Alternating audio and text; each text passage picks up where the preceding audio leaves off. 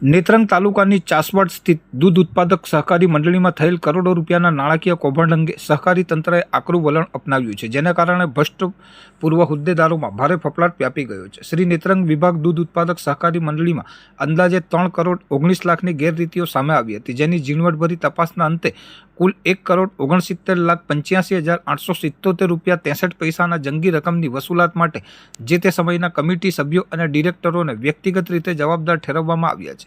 સહકારી કાયદાની કલમ 93 હેઠળ હાથ ધરાયેલ આ કાર્યવાહીમાં તપાસ અધિકારીઓ પૂર્વ પ્રમુખ કવિ વસાવા અને ઉપપ્રમુખ અરવિંદ વસાવાને વ્યક્તિગત રીતે 18 લાખ તેમજ અન્ય 15 પૂર્વ ડિરેક્ટરોને સરેરાશ 8 થી 10 લાખ સુધીની રકમ ભરપાઈ કરવા હુકમ કર્યો છે.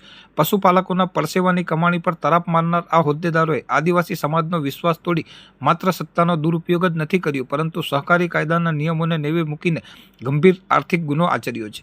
આ કૌભાંડની વિગતો તપાસતા માલુમ પડ્યું છે કે સહકારી પરિપત્ર મુજબ માત્ર શેર સભાસદોને જ 750ની મર્યાદામાં ગિફ્ટ આપવાની જોગવાઈ હોવા છતાં હોદ્દેદારોએ બિનસભાસદોને પણ લહાણી કરી કાયદાનું ઉલ્લંઘન કર્યું હતું. એટલું જ નહીં, અનેક કિસ્સાઓમાં તો ગિફ્ટ લાવ્યા વિના જ માત્ર ખોટા બિલો રજૂ કરી 1 કરોડ 69 લાખની રકમ પોતાના અંગત ઉપયોગમાં લઈ પશુપાલકો સાથે છેતરપિંડી આચરી હોવાનું તપાસમાં ફલિત થયું હતું.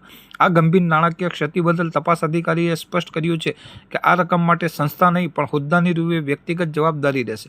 આદેશ મુજબ તમામ કસૂરવારોએ 1 એપ્રિલ 2024થી અમલી બને તે રીતે 10% વાર્ષિક વ્યાજ સાથે આ રકમ ચૂકવવી પડશે, જેના કારણે તેમના પર મોટો આર્થિક બોજ આવી પડ્યો છે. તંત્ર દ્વારા તમામ 17 કસૂરવારોને 30 દિવસનું કડક અલ્ટિમેટમ આપવામાં આવ્યું છે કે તેઓએ આદેશ મળ્યાના 1 માસની અંદર પોતાના હિસ્સાની રકમ મંડળીમાં જમા કરાવી તેની પાકી રસીદ મેળવી લેવી. જો નિર્ધારિત સમય મર્યાદામાં રકમ જમા કરાવવામાં કસૂરવાર ઠરશે તો આગામી દિવસોમાં તેમની અંગત અશક્ય મતો અને મિલકતો ટાંચમાં લેવા સહિતને કાયદેસરની કડક ફોજદારી કાર્યવાહી હાથ ધરવામાં આવશે.